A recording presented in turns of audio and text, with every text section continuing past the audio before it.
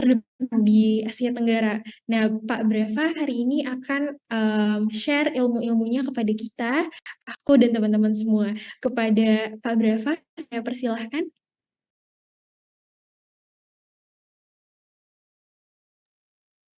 Terima kasih Mbak Bila ya.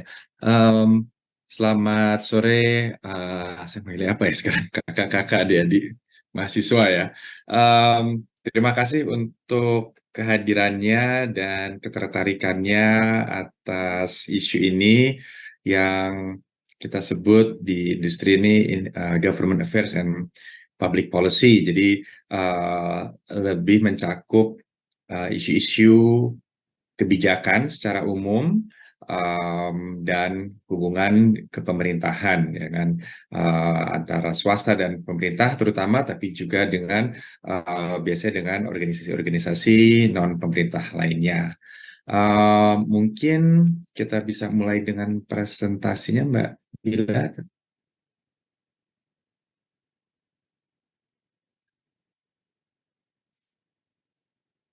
Iya, mungkin slide outline-nya. Um, Hari ini mungkin next lagi. Ya, topik utama. Ya, saya mulai dengan sedikit personal journey aja. Saya sebetulnya nggak suka ngomongin tentang saya sendiri, jadi nanti ada beberapa poin utama dari karir saya yang mungkin juga bisa jadi masukan ya untuk adik-adik dan kakak-kakak yang tertarik dengan bidang ini. Kemudian outline hari ini saya akan mulai dengan basics memahami government affairs and public policy, kemudian dengan diikuti dengan bagaimana menavigasi lingkungan regulasi dan kebijakan, dan kemudian strategi advokasi publik. Kemudian kita akan menyelesaikan sesi hari ini dengan beberapa tips karir di industri government affairs and public policy. Mungkin itu secara outline. Dari personal journey, saya nggak usah lama-lama dari karir saya. Mungkin saya mulai dari sebelah kiri atas itu, ekonomis by training. Saya S1 dan S2-nya itu di bidang ekonomi, ekonomi pembangunan, ekonomi perdagangan. Kenapa saya mulai dengan ekonomis by training? Karena kalau presentasi saya hari ini agak membosankan, mohon dimaafkan karena kita sebagai ekonom itu dilatih untuk menjadi agak membosankan, kalau kata bos saya sebelumnya. Saya generasi Krismon, saya lulus S1 itu 98, S2 2000, itu waktu krisis moneter. Kalau yang belum mengerti apa itu Krismon, 98-99 krisis moneter, susah cari dolar, rupiah jeblok, cari pekerjaan sulit sekali.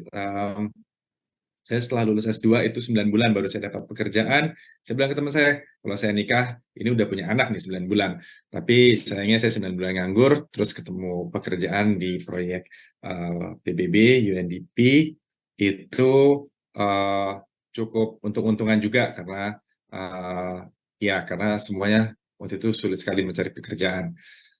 Pengalaman sektoral di publik dan swasta. Publik itu bukan berarti pemerintah, tapi di organisasi-organisasi seperti World Bank, UNDP itu United Nations Development Program, yang non-profit tapi internasional.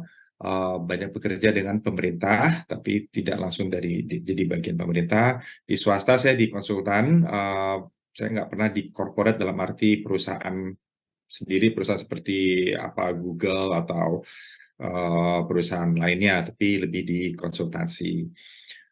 Benang merah karir saya kebijakan publik, karena walaupun pengalaman saya yang sebelah kiri riset, proyek-proyek pembangunan dan consulting, semuanya terkait dengan kebijakan publik. Saya spesialisasi di perdagangan, sebelumnya perdagangan dan ekonomi, tapi kemudian ya sekarang tertarik juga dengan isu-isu lainnya termasuk sustainability dan teknologi. Mungkin itu sedikit introduction dari saya. Apa rahasia karir? Saya bilang sih nggak ada rahasia ya, tapi lebih keberuntungan atau ketidakberuntungan. Tadi saya bilang 9 bulan cari kerja waktu Krispon itu sulit sekali. Akhirnya untung-untungan dapat karena nemenin teman saya ke kantor PBB, terus melihat ada proyek tentang ekonomi. Jadi kita cobain, kita telepon kantor proyeknya, kebetulan mencari project coordinator, posisinya tidak diiklankan. Jadi ya beruntung saya yang dapat, teman saya dapat internship waktu itu magang di UNESCO. Jadi kalau adik-adik, kakak-kakak nanti sudah lulus dan cari pekerjaan, itu diingat-ingat peran keberuntungan dan coba semuanya, karena banyak pekerjaan posisi yang tidak diiklankan. Apa yang saya paling nikmati dari karir saya? Mungkin saya menikmati sedikit banyak travelnya, karena ada beberapa proyek yang di daerah, atau bahkan ikut training atau pelatihan di negara lain. Dulu saya ada proyek di Gorontalo, Provinsi Gorontalo, tiap 2 minggu sekali ke sana, dan di Gorontalo itu sangat cantik, dan dunia bawah lautnya, jadi saya pagi bisa menyelam, siang sudah bersih-bersih, sudah mandi, sudah ketemu makan siang dengan Pemda. Ada pernah proyek juga di Raja Ampat, itu juga ya senang travelnya. Tapi secara substansi yang saya enjoy itu karena kita ada kontribusi sedikit lah, sedikit sekali untuk kebijakan publik, tapi kita merasakan ada kontribusi kita dalam kebijakan-kebijakan yang kita dalami. Itu sedikit tentang saya. Mungkin berikutnya langsung ke pop quiz aja ya, Mbak, ya? Oke, Iya. saya izin ambil alih ya, Pak, ya.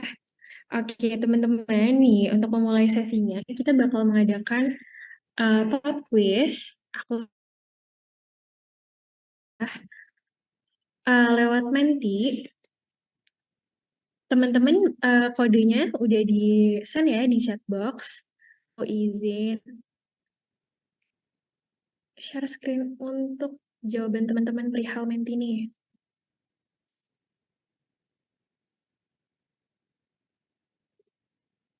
Oke, ini beberapa udah ada yang jawab nih, Pak. Udah ada satu orang yang jawab, katanya cakupan pekerjaan government affairs dan public policy yang paling penting itu memahami strategi dan taktik. Kita tunggu mungkin Pak ya jawaban dari teman-teman lainnya. Bapak, sambil kita menunggu teman-teman jawab nih, apa kabar Pak hari ini? Sehat kah? Sehat, sehat. Bapak domisili di mana Pak sekarang di Jakarta? Di Jakarta, iya. Saya hari-hari Oh. Jakarta. Bapak asli Jakarta, Pak? Ya, saya lahir dan ini di Jakarta, tapi orang tua dari Jawa Barat dulu. Oh, baik, Pak. Nah, ini teman ternyata variatif ya, Pak, jawabannya. Iya, Ada yang cari koneksi, ada betul. yang mau lebih pejabat bahkan, Pak.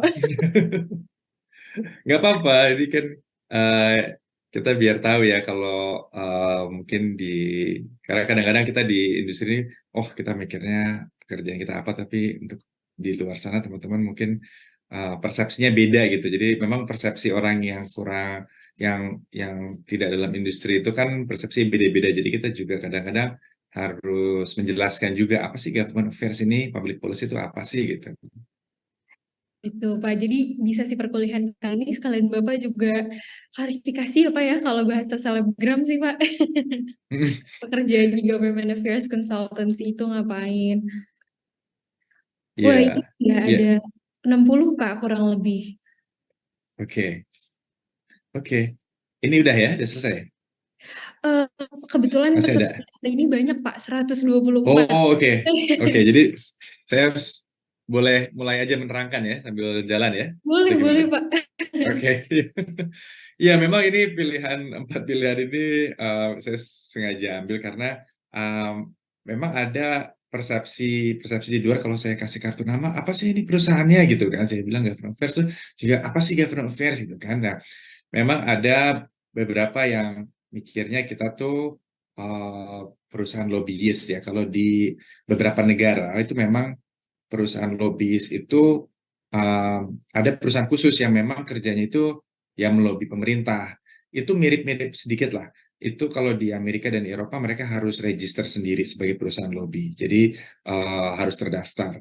Kalau di Indonesia tidak ada perusahaan lobby secara resmi, tapi memang ada beberapa perusahaan itu yang minta tolong kita tuh kenal nggak dirjen di sana, kenal nggak menteri ini, atau kita pengen ketemu dengan pejabat ini, bisa nggak dibantuin? Nah, itu banyak juga yang mikir kayak gitu, tapi itu yang saya sebut Rolodex approach ya. Kita cuma Rolodex itu kalau teman-teman ingat itu yang untuk nyimpen kartu nama itu.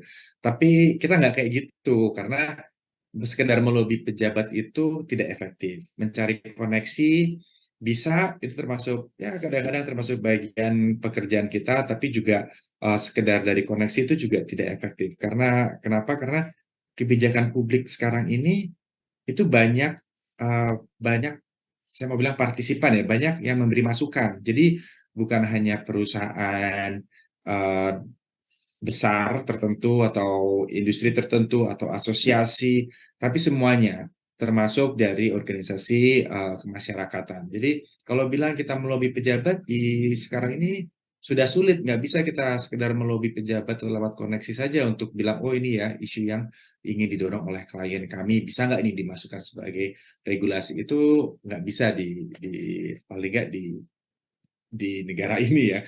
Karena nature dari kebijakan publik di Indonesia ini sangat terbuka. Walaupun memang adalah deal-deal tertentu di level-level sana ya bos-bos itu, tapi untuk kebijakan publik itu selalu cukup terbuka, dan kita juga bisa lihat kalau ada kebijakan yang ditentang oleh masyarakat secara umum, ya nantinya larinya ke demo. Nah, kita kan juga nggak mau ya sampai terlalu banyak demo-demo seperti itu. Jadi sebenarnya kebijakan publik ini stakeholdersnya banyak, dan semuanya ada interest-interest yang sangat valid, dan itu yang kita coba jembatani dari sisi swasta, dari sisi klien kita, tapi juga dari sisi pemerintah dan organisasi-organisasi lainnya. Mendalami isu dan strategi dan taktik itu sangat penting.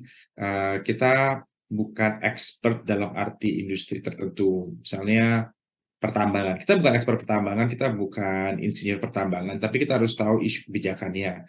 Isu nikel smeltering kita harus tahu isunya. Terus kemudian strategi dan taktik itu juga sangat penting, karena kalau kita sudah tahu isunya, bagaimana nih kita memberi masukan kepada pemerintah, atau bagaimana kita mengidentifikasi stakeholder-stakeholder pemerintah yang relevan. Nah, itu sangat penting dari sisi strategi dan taktik. Jadi saya rasa kebanyakan dari teman-teman hari ini sudah mengerti ya kira-kira dua skills terutama yang sangat penting dalam government affairs and public policy. Baik, terima kasih Pak atas feedback untuk jawaban teman-teman ini nih, 70 teman-teman yang udah isi. Saya izin undur pamit, mungkin Bapak bisa melanjutkan presentasinya.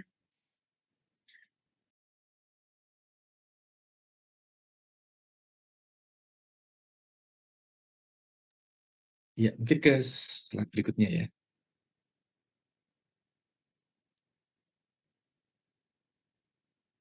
Iya, dari industri insight ini kira-kira yang saya mau mulai dengan kenapa sih government affairs itu penting ya. Dan tadi saya sudah berikan sedikit kisi-kisi mengapa government affairs public policy penting, karena urusan kepemerintahan, terutama kebijakan ini terkait erat dengan tujuan publik dan memiliki dampak pada sektor swasta dan sektor lainnya juga kepada masyarakat juga.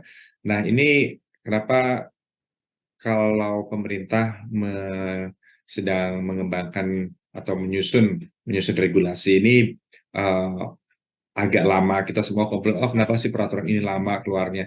Itu karena pemerintah juga menerima masukan dari bermacam-macam pihak, dari swasta, dari perusahaan, ada yang langsung memberi masukan, dari lewat asosiasi juga memberikan masukan. Kadang-kadang kepentingan asosiasi swasta ini berbeda-beda. Jadi hanya saya memberikan kompleksitas sedikit ya, kalau dari sisi misalnya perdagangan, oh, saya cari contoh apa ya, kakao misalnya ya. Nah, kakao ini industri upstream-nya dari petaninya itu mempunyai interest yang beda dengan misalnya pedagang kakaonya dan eksportirnya. Jadi kalau pemerintah mau mengeluarkan peraturan tentang perdagangan kakao, itu harus mendapatkan balance yang sesuai agar semua kepentingan ini tidak ada, paling nggak tidak ada yang um, dirugikan. Atau kalau dirugikan, terus apa kompensasinya untuk yang pihak yang dirugikan. Nah, itu yang kenapa kadang-kadang kebijakan peraturan pemerintah itu memakan waktu yang cukup lama. Dari sisi bisnis, interest bisnis adalah ini yang sebelah kiri ya. Karena regulator dan pemerintah itu memiliki kapasitas untuk mempengaruhi economic value dari perusahaan. Um, Tujuan bisnis, tujuan komersial perusahaan-perusahaan juga harus align atau sesuai dengan tujuan pemerintah. Karena kalau tidak ya izinnya tidak turun, usahanya juga mungkin jadi harus ganti sektor atau harus minta izin tambahan. Dan juga dari pihak kami, ini peran kami juga membantu perusahaan-perusahaan untuk membangun hubungan yang baik dengan pemerintah. Hubungan baik ini penting bukan bukan dalam arti, oh kita ada apa-apa terus komplain, telepon Pak Dirjen atau Pak Direktur di kementerian tertentu, bukan. Tapi agar pemerintah itu mengerti juga industrinya, karena pemerintah ini kadang-kadang mengeluarkan peraturan, tapi bukan tujuannya baik, tapi kadang-kadang dampaknya itu negatif untuk perusahaan. Nah, perusahaannya harus bisa memaparkan dengan jelas ke pemerintah juga apa sih produknya, apa sih jasanya. Contoh yang lain adalah misalnya import import barang ya, import saya kemarin bantuin klien untuk soal kompor gas. Kompor gas maunya diimpor, tapi pemerintah bilang produksi lokal dong, jangan impor aja gitu kan. Itu tujuan pemerintah. Perusahaan swasta bilang, iya kita mau produksi tapi untuk sekarang kita belum bisa karena kualitas kompor yang kita impor ini belum bisa diproduksi di Indonesia. Nah, hal-hal seperti ini yang harus diketemukan, ini yang mengapa hubungan itu juga penting untuk dijaga. Dari sisi pemerintah, seperti tadi saya bilang, dari sisi kebijakan itu pemerintah juga harus mendapatkan masukan dari swasta. Nah tadi ini ada unintended consequences. Tujuan peraturan itu apa, tapi dampaknya itu sering yang kita tidak kira, terus menjadi negatif untuk swasta atau merugikan swasta atau merugikan industri tertentu. Nah, ini kenapa konsultatif policy process itu menjadi sangat penting dalam penyusunan kebijakan. Dari sisi masyarakat, masyarakat kita semua, seluruh masyarakat ini secara kelompok-kelompok tertentu maupun secara individu, ya kita memainkan peran sebagai checks and balances untuk policy making. Dan ada memang concern public health and safety ini untuk perdagangan sangat penting karena hal-hal seperti makanan, minuman, obat-obatan itu aspek kesehatan dan keselamatan sangat penting. Produksi yang misalnya proses produksi yang tidak bersih misalnya akan menjadi dampak yang negatif karena terus ada dampak kesehatannya untuk konsumen. Nah ini yang mengapa jadi peraturan-peraturan barang dan importasi itu juga penting. Mungkin ya slide berikutnya ini, maaf ini jadi slide-nya agak banyak grafiknya, tapi ini saya mau memperlihatkan cakupan apa yang kita sebut tadi government affairs ya. Ada elemen public policy-nya, ada elemen government relations, dan ada regulatory affairs. Itu tadi yang saya bilang bagaimana untuk regulatory affairs perusahaan-perusahaan dapat mematuhi peraturan. Nah ini masing-masing ada objektifnya sendiri. Untuk public policy, bagaimana perusahaan swasta mengerti dan juga terlibat dalam policy making. Government relations tadi saya sudah bicara sedikit tentang menjaga hubungan dengan pemerintah. Kemudian dari sisi deliverables, ini terutama deliverables untuk perusahaan seperti Vrins ya, seperti perusahaan saya ini, apa sih yang kita berikan kepada klien untuk public policy? Kita memberikan briefing paper tentang industrinya, tentang kebijakan-kebijakannya yang terkait dengan dengan klien kami. Kita membantu juga klien kami memahami stakeholder di pemerintah yang terkait dengan sektor mereka, dan juga memberikan strategi engagement itu berarti ya bagaimana klien kita ketemu pemerintah, terus messaging apa yang diangkat dengan pemerintah, dan tujuannya apa. Dari sisi regulatory affairs, kita membantu klien untuk mengkaji regulasi, dan juga kadang-kadang membantu mereka memenuhi permit-permit atau izin-izin yang dibutuhkan. Nah, ini semua yang jadi diturunkan dalam government affairs strategy. Tadi sebagai contoh saya sudah sebutkan tentang TKDN, tingkat kandungan dalam negeri, seperti kompor itu maunya diproduksi di lokal. Nah, ini yang untuk masing-masing elemen ini yang kita jabarkan untuk misalnya tadi klien yang mau memasukkan kompor, sementara pemerintah maunya produksi lokal agar TKDN-nya lebih tinggi. Nah, itu yang kita jabarkan kepada klien. Selanjutnya dari proses kebijakan, tadi saya sudah sedikit mengangkat kerumitan proses kebijakan karena perusahaan-perusahaan itu di titik-titik tertentu itu interestnya beda antar mereka sendiri, dan pemerintah harus mendapatkan keseimbangan antara interest ini.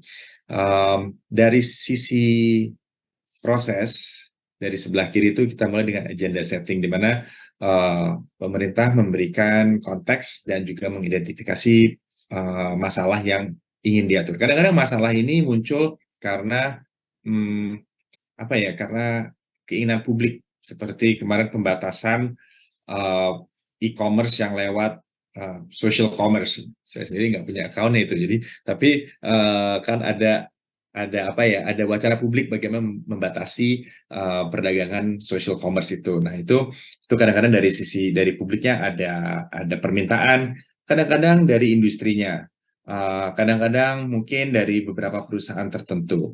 Itu dari agenda setting. Kemudian agenda itu diformulasikan dalam beberapa opsi.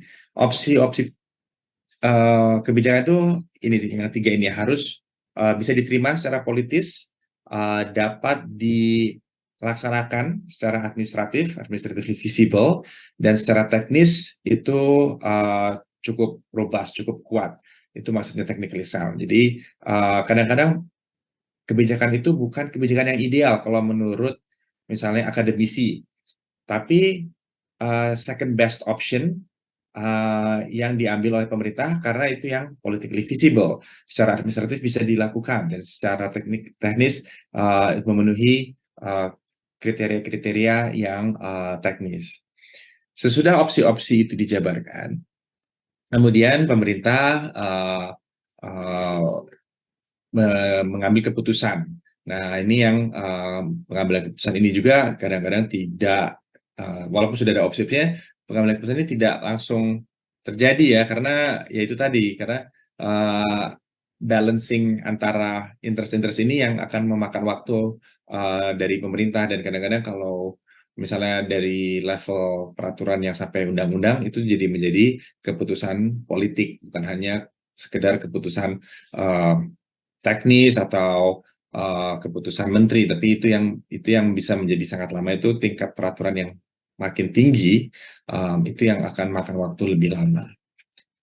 Dari sisi implementasi, kebijakan harus bisa dilaksanakan dan bisa dipatuhi, enforced ya.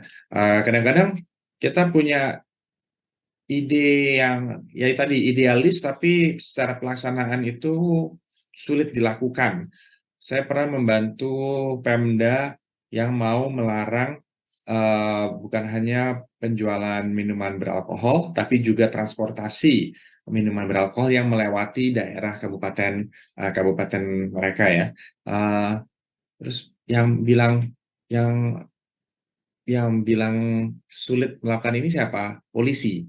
Kenapa? Karena polisi bilang kita nggak punya orangnya untuk menjaga perbatasan kabupaten 24 jam, 7 hari seminggu ya. Karena kalau melarang transportasi misalnya alkohol yang dibawa dari provinsi saya atau Sulawesi Tengah ke Manado melewati kabupaten ini Gorontalo, ya nggak bisa dijaga perbatasan selama 24 jam kan. Jadi secara pelaksanaan itu tidak mungkin dilakukan. Kemudian evaluasi ini dilakukan biasanya sesudah kalau sudah ada sunset clause, peraturan tertentu akan dikaji atau direview setelah berapa tahun. Nah, ini dikaji dan kemudian bisa dirubah, ya, di amandemen atau ditarik atau masuk menjadi peraturan lainnya lah yang baru. Itu juga bisa terjadi suatu evaluasi. Nah, dalam proses ini yang saya bilang, yang saya sebut sebagai lingkar kebijakan, di mana peran kita sebagai konsultan kebijakan publik dan government affairs dan mungkin juga stakeholder lainnya ya, bukan hanya kita juga. Mungkin bisa ke slide berikutnya.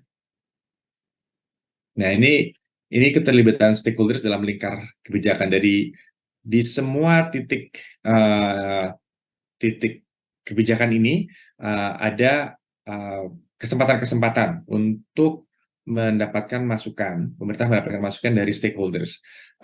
Dan untuk advokasi ini bisa dilakukan pada saat agenda setting, di mana isu-isunya itu bisa jadi isu yang agak teknis, itu mendapatkan masukan dari misalnya sektor industri yang terkait atau dari NGO yang terkait.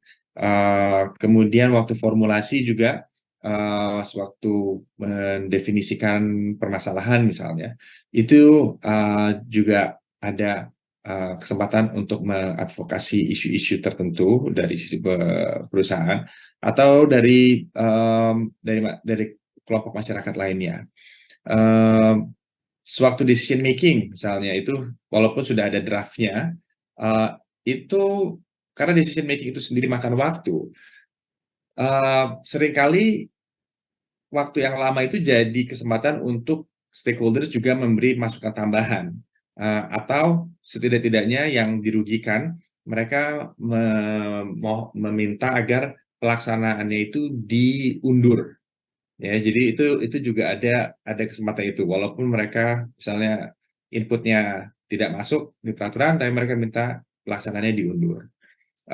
Sewaktu implementasi juga bisa, kadang-kadang tadi saya bilang mungkin implementasinya sulit dilakukan. Nah, itu stakeholders ada yang mengadvokasi agar pelaksanaannya dilakukan secara fleksibel atau lebih ketat. Nah, ini peraturan di Indonesia ini sifatnya agak discretionary ya. Jadi kadang-kadang walaupun peraturan sendiri kadang-kadang tidak baku, terus pada pelaksanaan ya perusahaan-perusahaan yang terdampak itu juga mereka ada mekanisme-mekanisme untuk mendapatkan apa ya, certainty yang lebih jelas dari kejelasan dari badan atau kementerian yang terkait. Bukan berarti mereka melanggar peraturan, tapi mendapatkan kejelasan dalam arti pelaksanaannya itu. Kemudian sewaktu evaluasi jelas stakeholders akan melakukan advokasi yang menguntungkan bagi mereka. Ya, nah ini bentuk dari sisi advokasi. Ya, ini kita masuk ke arah strategi dan peran konsultan. Tadi saya bilang kita ini kan di antara klien yang biasanya perusahaan swasta dan pemerintah. Kadang-kadang kita juga ada klien yang dari pemerintah. Saya pernah ada klien itu dari salah satu badan pemerintah. Nah, tapi kebanyakan memang ini klien kita agak berseberangan dengan pemerintah. Bukan berarti kita selalu mengambil posisi klien, tapi justru sebagai bridge builder, kita juga mengedukasi klien kita, di mana mereka harus comply, harus mematuhi peraturan pemerintah. Atau kita memaparkan ke klien tujuan pemerintah itu apa sih sebetulnya, dan sebetulnya misalnya peraturan ini tidak akan merugikan klien. Jadi kita bukan hanya melakukan apa yang klien minta, tapi kita juga memberikan edukasi kepada klien, terutama klien-klien yang dari perusahaan multinasional dan tidak paham dengan pasar Indonesia atau pemerintah Indonesia. Nah, itu yang kita banyak lakukan. Jadi kita juga tahu kadang-kadang interestnya klien ini, mereka ingin yang peraturan yang business friendly. Kadang-kadang mereka hanya ingin informasi yang jelas saja dari sisi peraturan dan dari sisi misalnya uh, uh, apa kompetisi yang sudah ada di sektor mereka. Saya mungkin contoh yang agak baru itu namanya Extended Producer Responsibility, itu peraturan pemerintah dan peraturan Kementerian Lingkungan yang bukan mewajibkan sih, eh, yang ya sebelum mewajibkan semua perusahaan, terutama di sektor-sektor kayak seperti food and beverage itu, agar ada strategi untuk recycling ya, untuk daur ulang. Nah, tapi mekanismenya voluntary, tidak tidak diharuskan, tapi secara sukarela. Nah, ini kadang-kadang klien kita ketakutan loh. Jadi apa yang kita harus patuhi, apakah kita akan kena hukuman kalau kita tidak memberikan rencana 5 tahun, 10 tahun untuk mengurangi sampah kita gitu kan. Tapi nggak ada sanksinya dari pemerintah. Jadi itu juga kita berikan arahan juga kepada klien kita bahwa sebetulnya tujuannya baik dari pemerintah, tidak ada sanksi, tapi sebaiknya memang ada rencana dari perusahaan untuk mengurangi sampah mereka dalam kurun waktu yang disesuaikan dengan peraturan.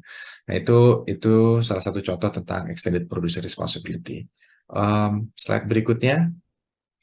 Ya, nah, kemudian kalau kita sudah tahu tujuan pemerintah, kita sudah tahu interestnya klien, nah bagaimana nih kita melakukan advokasi untuk klien ya. Nah, ini biasanya yang 3 elemen yang biasa kita lakukan. Kadang-kadang ada elemen-elemen lain, kadang-kadang tidak sebanyak ini.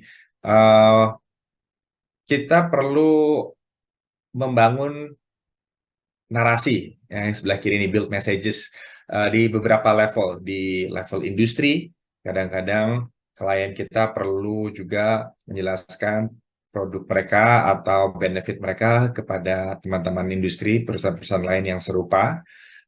Di level company, kadang-kadang build messages ini juga bagaimana klien kita membangun reputasi bahwa perusahaan mereka ini kredibel, dan juga ada purpose atau mission yang sesuai dengan tujuan pemerintah. Di level produk, mereka juga harus membangun narasi bahwa oh, produk kita ini bagus loh, produk kita walaupun produk kita high level dan walaupun belum bisa bikin di Indonesia, tapi produk kita akan nantinya juga bisa dibuat di Indonesia. Ini juga terkait dengan reputation building ya, membangun reputasi itu ya. Terutama yang belum masuk ke Indonesia, ini perusahaan asing terutama ya. Bagaimana membangun reputasi secara langsung atau tidak langsung lewat media atau dengan studi-studi, dengan think tanks, research organizations, dan media op-eds. Dan bagaimana melakukan itu reputation building lewat asosiasi-asosiasi yang terkait. Nah, kemudian membangun alliances, membangun network juga dengan perusahaan-perusahaan lain yang serupa misalnya, tapi kadang-kadang juga perusahaan yang serupa itu jadi kompetisi ya, atau mengidentifikasi champions yang bisa mengusung isu yang terkait, dan kemudian mencari entry point untuk engage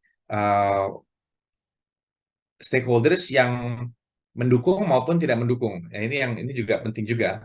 Nah, itu tadi industri komponen motor itu yang saya sebut, itu juga terkait dengan TKDN. Ya, itu mereka juga perlu ada kompetitor lokalnya, mereka harus menerangkan kepada pemerintah bagaimana mereka melakukan itu. Ya, mereka harus membangun narasi, membangun reputasi, dan juga membangun alliances ini. Berikutnya, oh sudah ya. Ini Iya, saya rasa itu saja dari saya. Saya harap tidak terlalu teknis. Nanti kalau ada pertanyaan bisa bisa diangkat. Ini mini workshop, sedikit sedikit pertanyaan. Ini ada tujuan pemerintah mengatur dan mengenakan pajak terhadap transaksi lintas batas atas intangible goods, ya. Intangible goods ini apa? Ini seperti um, subscription Spotify atau Netflix, ya. Ini kan barang yang tidak berupa gitu.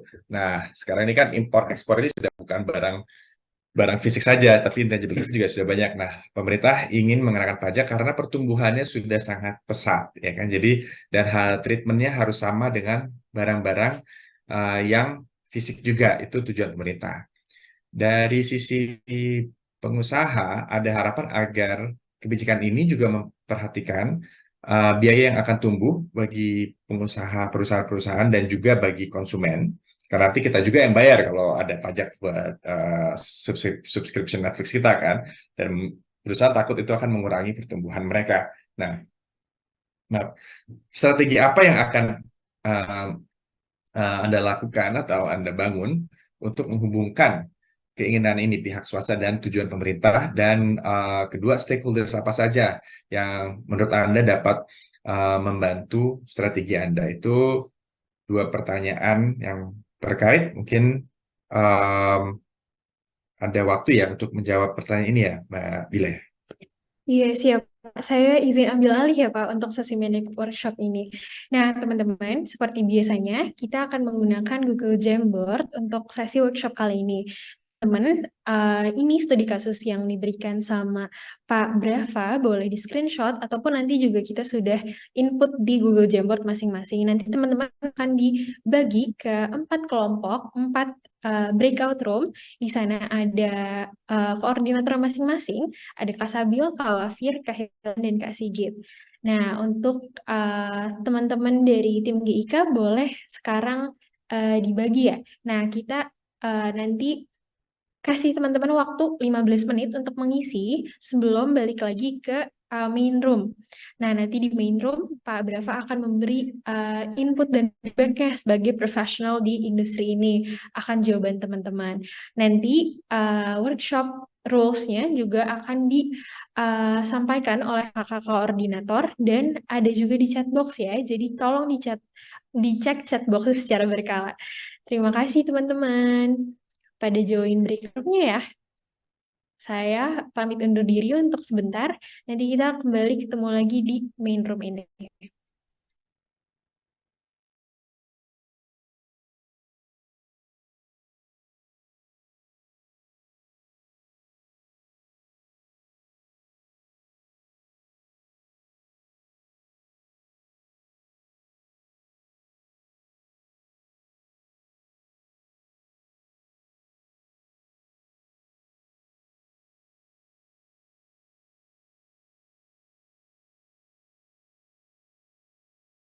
Recording stopped.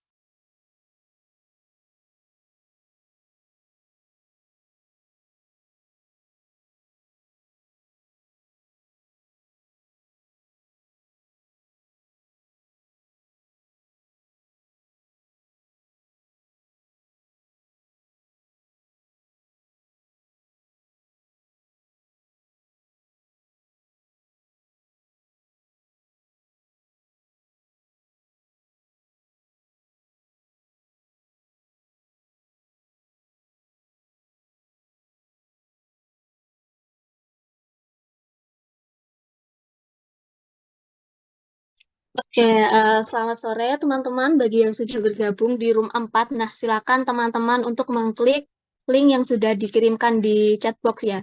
Teman-teman bisa buka linknya, kemudian di situ sudah ada pertanyaan, ada 2 pertanyaan. Silakan teman-teman menjawab sesuai format.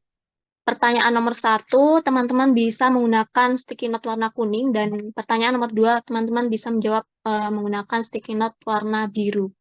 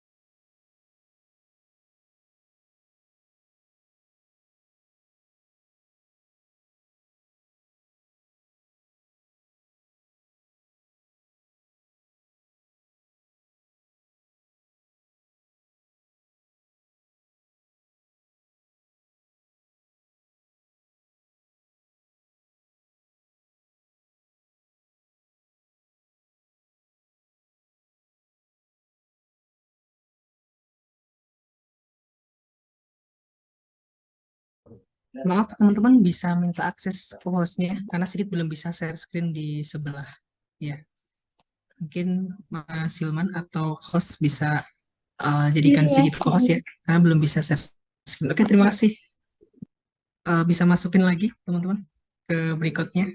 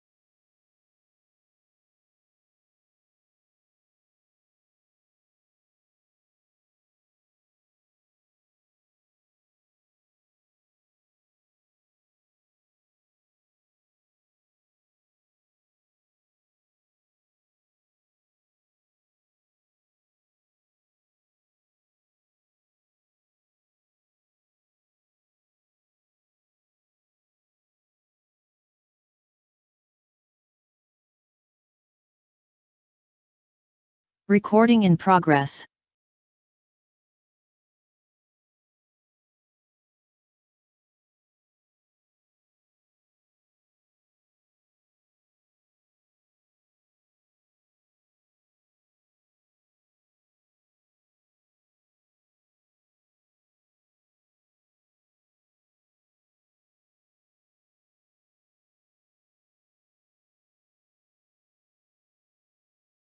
Oke, sekarang kita udah pada balik ke main room ya, teman-teman.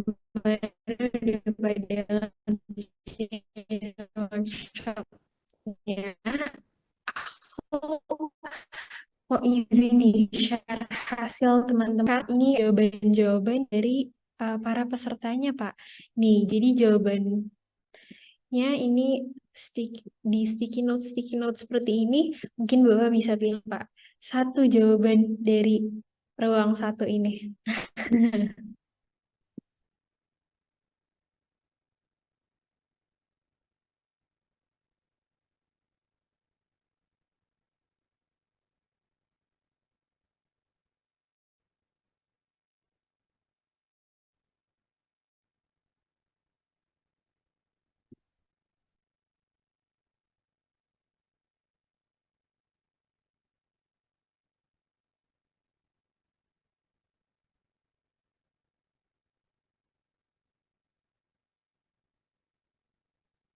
Iya, dari ruangan Iya, satu aja sebanyak ini dari ternyata. Ini ruangan satu ya. iya, ini baru Iya, dari menarik. Saya baca sekilas ya. Ini jawab-jawabannya sangat menarik dan saya senang ini jawaban-jawabannya um, banyak yang memang align dengan apa yang kita akan lakukan juga kalau sebagai konsultan ya. Eh, Kayaknya kalian sudah cocok nih kalau jadi konsultan government affairs.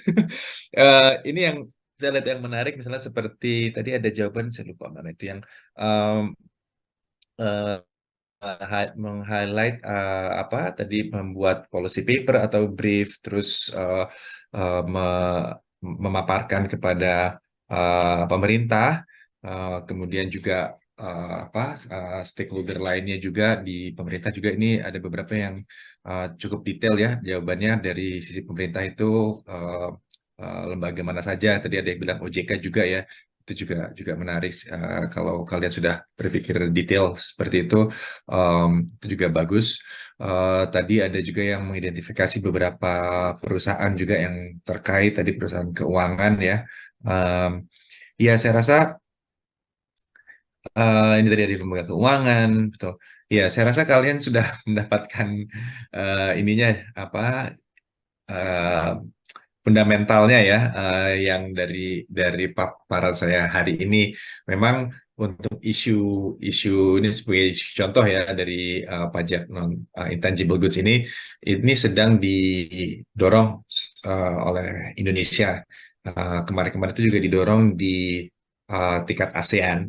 Sekarang sedang ada moratorium di WTO, tapi Indonesia sudah mempersiapkan peraturannya. Sebetulnya peraturannya sangat cukup fair kalau dibilang, karena memang uh, aktivitas ekonomi sekarang ini kan sudah beda ya dengan aktivitas ekonomi 20 tahun yang lalu. Jadi lebih banyak lagi lebih banyak jasa dan barang yang yang digital gitu, yang kita tidak bisa sentuh, yang ya kita konsumsi dalam kegiatan sehari-hari. Nah, ini yang sebetulnya negara-negara berkembang seperti Indonesia, India ini sangat mendorong. Bahkan di Eropa pun juga didorong oleh Prancis. Jadi konsep-konsep seperti ini yang sebetulnya sangat merubah paradigma kita. Apalagi saya sebagai ekonom ya, suatu saya kuliah itu kan ilmu ekonomi ini sangat liberal ya. Banyak ekonom-ekonom perdagangan yang tidak setuju dengan pajak apapun atau peraturan-peraturan yang menghalangi perdagangan lintas batas. Tapi sekarang banyak ya ini produk-produk digital baru yang seharusnya memberikan benefit manfaat lebih banyak kepada pemerintah maupun masyarakat dan pasar yang mengkonsumsi produk-produk digital ini. Mungkin dari saya itu saja sebagai rangkuman dari mini workshop ini. Saya senang sekali melihat jawaban-jawabannya sangat relevan dan sangat bagus juga dari teman-teman peserta. Pada udah siap ya Pak ya, pada daftar ke Friends and Partners besok. Siap, ini kayaknya sudah bagus-bagus semua nih. Baik, saya izin stop share ya Pak ya. Saya share kembali PPT Bapak. Boleh dilanjutkan Pak. Terima kasih banyak. Iya, terima kasih Mbak Bila. Mungkin ini pada 2-3 slide terakhir yang terkait dengan karir ya. Mungkin teman-teman juga mikir apa nih sudah ini kalau sudah lulus mau jadi mau terlibat dalam karir government affairs dan public policy.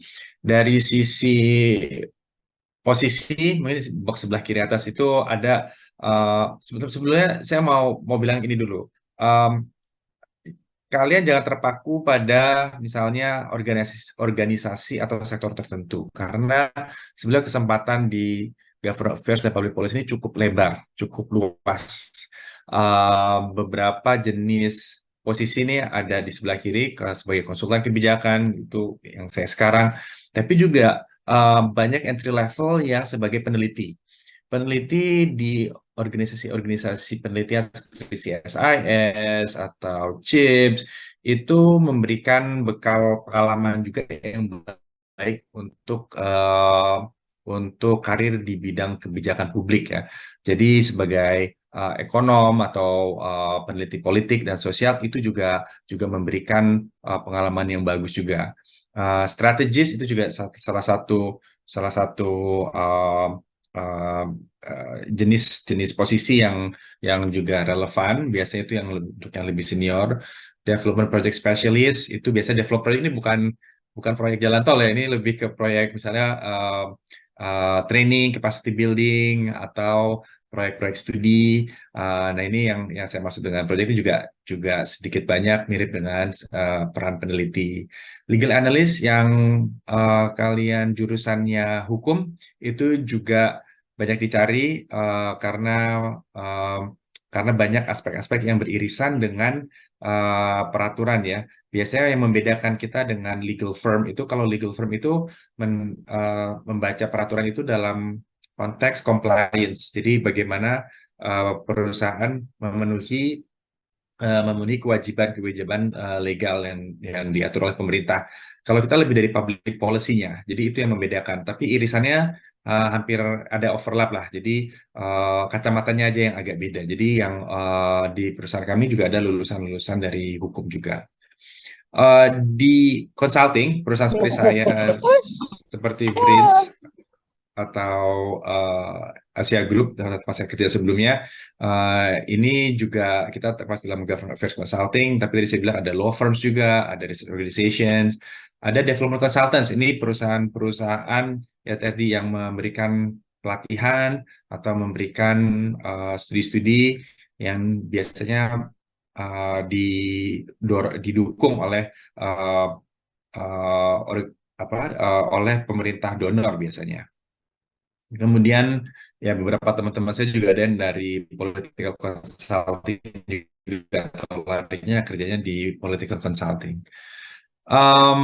In-house itu maksud saya in-house tuh bekerja di organisasi atau bekerja di perusahaan swasta ya, bukan swasta yang corporate, bukan sebagai konsultan.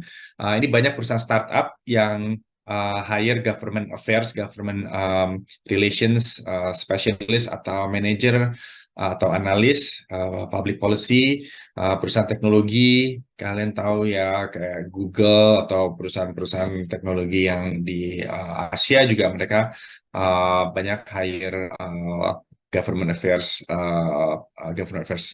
positions.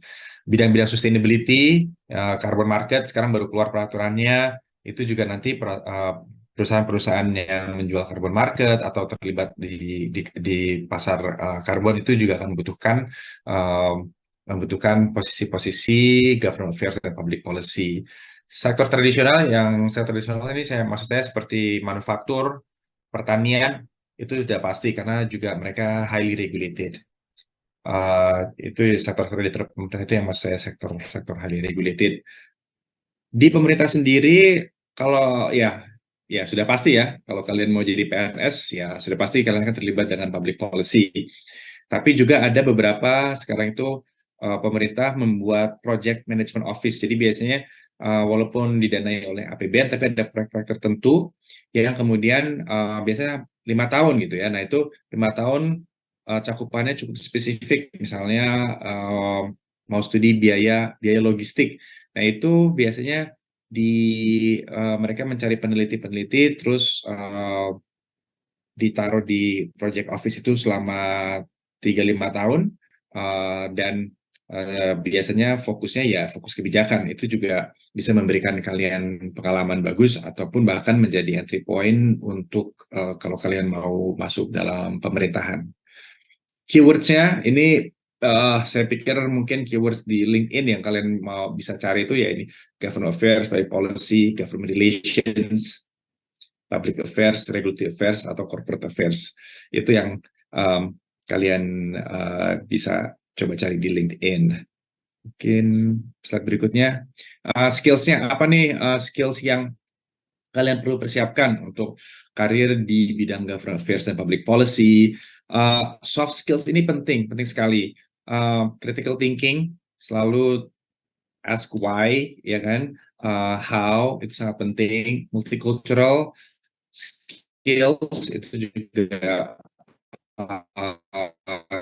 kalian kalau di bidang ini akan terlibat juga dengan teman-teman dari negara-negara lain. Perusahaan kami, Vincent Pars ini ada di 8 negara ASEAN dan di Washington DC di Amerika. Jadi berhubungan kontak-kontak dengan teman-teman di Vietnam, di Thailand, di Filipina. Stres itu sangat penting, proaktif itu sangat penting juga karena kita highly autonomous, kita delegasi sampai ke level yang junior. Jadi butuh tim yang proaktif juga. Organization skills itu juga mengatur pekerjaan kalian masing-masing, itu juga sangat penting. Interpersonal itu tadi terkait dengan multicultural juga, dan grit ini ya saya juga banyak ini ya tim saya yang baru lulus kuliah juga kadang-kadang Pak Brafa saya butuh healing gitu ya nggak apa-apa, healing harus jalan juga gitu ya. Jadi healing nggak apa-apa, tapi grit ini sangat penting ya, kalian harus bisa kerja keras gitu. Hard skills itu ini kalian bisa lihat, research skills itu sangat penting. Ini biasanya jadi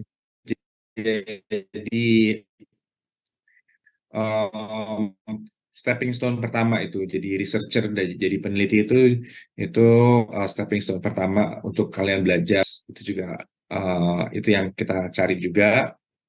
Dan dari sisi komunikasi, effective writing itu penting. Kita kadang-kadang nulis ini gampang susah juga ya, kadang-kadang kita nulis itu muter-muter, tapi kalau untuk consulting kita perlu menulis yang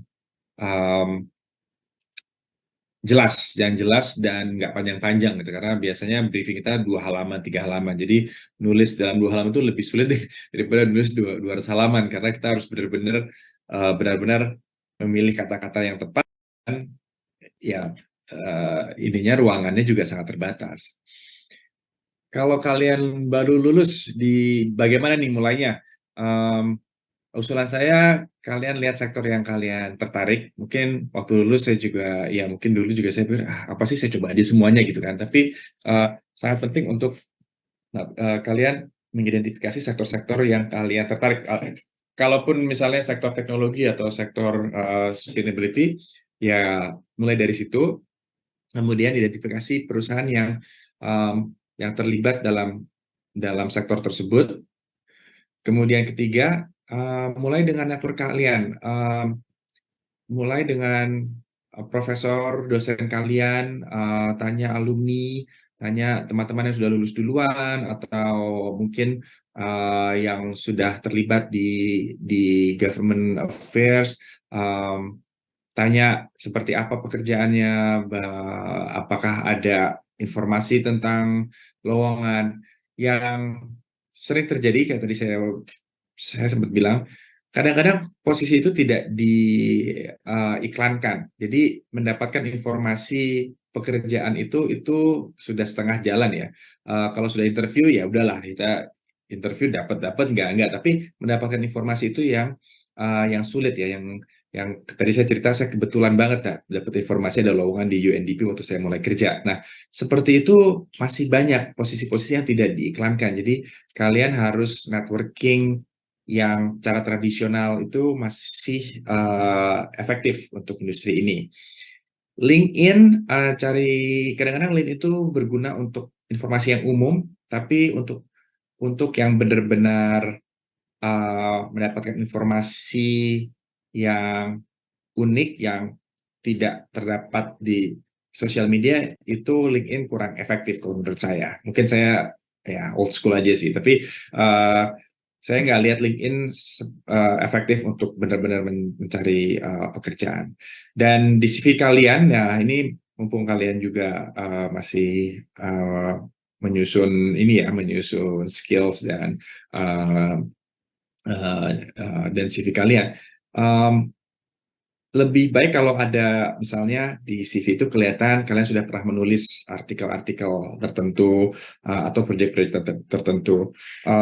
Paling nggak entah itu buat kampus atau juga kalian nulis sendiri dengan dosen, itu sangat menolong kalian dalam mencari pekerjaan atau nanti bahkan untuk mencari S2. Jadi pengalaman saya waktu saya S2 itu, saya dari salah satu tugas saya, terus saya kembangkan untuk nulis dengan dosen saya, terus dipublish di jurnal akademis. Nah, itu menolong saya waktu saya mencari pekerjaan, karena itu benar-benar output yang jelas gitu dari studi saya. Nah, itu juga kalian mungkin maksud saya nggak usah sering-sering, tapi setahun sekali lah kalau ada tulisan yang bisa dipublish di koran atau di jurnal kampus, itu sangat baik. Dan jangan lupa kalau kalian menulis itu terus ditaruh di CV kalian citation-nya atau bibliografinya itu. Nah, itu sangat-sangat menolong kalau buat saya. Kemudian yang terakhir apa ya? Ini slide terakhir kayaknya hanya recap ya. Ya, ini hanya recap aja saja dari saya, 3 poin recap. Government affairs, apa sih government affairs? Itu menurut saya jembatan antara tujuan publik dan interest swasta dan juga masyarakat. Kebijakan, policy environment itu kompleks tapi terbuka. Jadi corporates dan klien kami itu hanya satu grup dari stakeholders. Kita juga harus memperhatikan stakeholder yang lain. Dari sisi karir, tadi saya sudah bilang karir prospeknya itu cukup lebar. Ada di bermacam-macam organisasi, di pemerintahan, di proyek pemerintah, di swasta, organisasi penelitian, NGOs, international organizations, dan consulting. Kalau kalian sekarang juga tidak terbatas hanya di Jakarta, kebetulan saya di Jakarta, tapi juga di Jogja juga banyak. Kalau kalian S2 sempat ke luar negeri, sekarang kesempatan untuk orang Indonesia kerja di organisasi internasional di luar negeri juga sekarang lebih terbuka. Kalau kalian dapat pekerjaan di Washington atau di Eropa, itu akan sangat bagus juga bukan hanya buat kalian, tapi juga buat kita juga sebagai orang-orang Indonesia ya, kita juga bangga. Saya rasa itu sekian Mbak Bila dan teman-teman. Ya, ini ada mini assignment ya. Oke Pak, terima kasih banyak Pak atas insight-nya yang sangat kaya.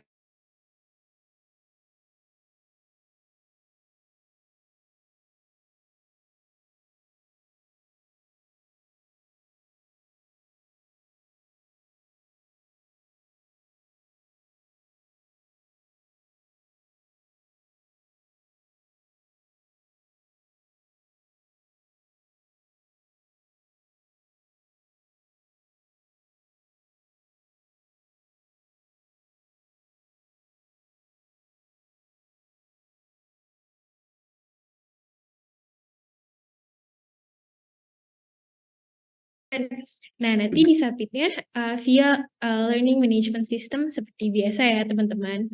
Nah, jangan juga sampai teman-teman telat mengumpulkannya karena nanti bakal ada point reduction atau pengurangan poin setiap hari kerjanya. Jadi make sure jangan telat ya. Nah, kalau misalnya kita udah sampai di sini nih, mungkin oke kali ya Pak untuk kita foto bareng dulu sama teman-teman di sini. Teman-teman pada open cam ya. Let's go. Seperti biasa kita foto, nanti aku screenshot, aku kasih tahu ya, 1, 2, 3, terus nanti pada senyum ya. Wait, ayo aku tungguin ya, biar pada on cam. Oke, sekarang slide 1 dulu ya, pada senyum, 1, 2, 3. Oke, sekarang slide 2 ya, 1, 2, 3. Nah, berarti dicukupkan sampai slide 2 karena ternyata teman-teman yang on cam baru ada sampai slide 2. Nah,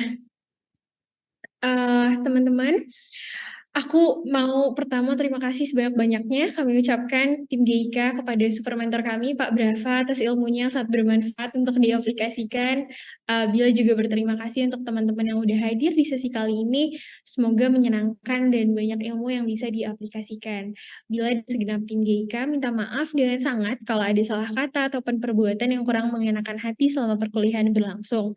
Nah, setelah foto tadi, untuk Pak Brava yang pastinya penuh ya jadwalnya dengan banyak kesibukan, bila persilahkan Pak, jika ingin meninggalkan Zoom meeting-nya. Terima kasih banyak Pak. Ya, terima kasih Mbak Bila, terima kasih teman-teman ya. Semoga